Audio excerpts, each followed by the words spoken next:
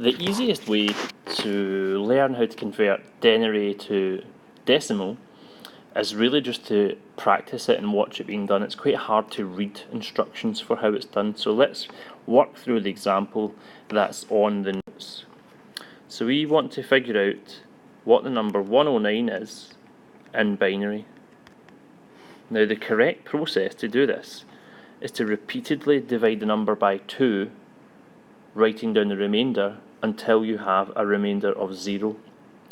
So you can do this on a calculator, and hopefully you can work out that 109 divided by 2 gives us 54 with a remainder of 1. Now the remainders are really important here, and we're going to divide it by 2 until remainder of 0. So you can do the same thing again. 2 divided by 54, 54 divided by 2, would give us 27, remainder 0, which we again divide by 2,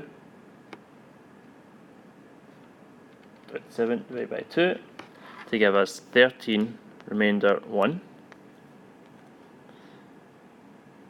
And then we repeat the process again, 13 divided by 2, to give us 6, remainder 1.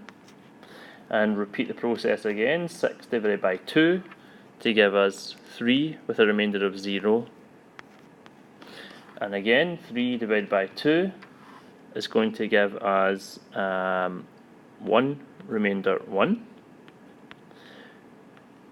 And again, for the last time, this time, 1 divided by 2 is going to give us 0, remainder 1.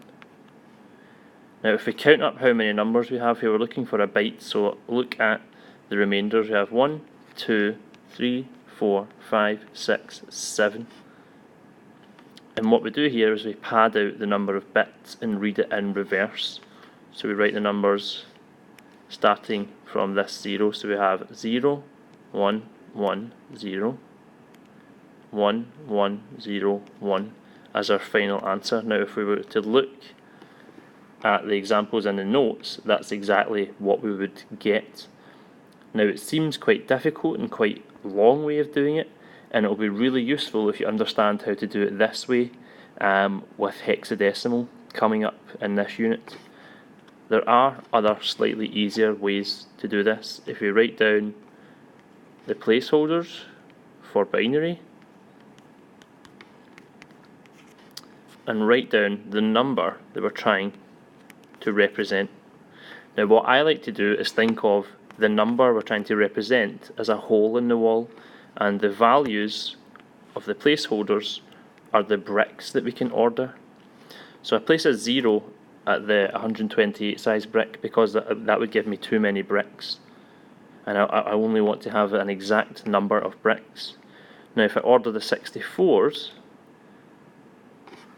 it won't leave me with too many, and I can fill in a hole size 64. So using the calculator, that would tell me that once I use that, I would have 45 left. So applying the same principle, I should order the 32s, so place a 1, which will leave me a gap of 13. So I can't order the 16s because that would leave too many, but I can order the 8s, which will leave me with a gap of 5, which means I can order the 4, which would almost close the hole up, leaving me a gap of 1. So I don't order the 2, but I order the 1.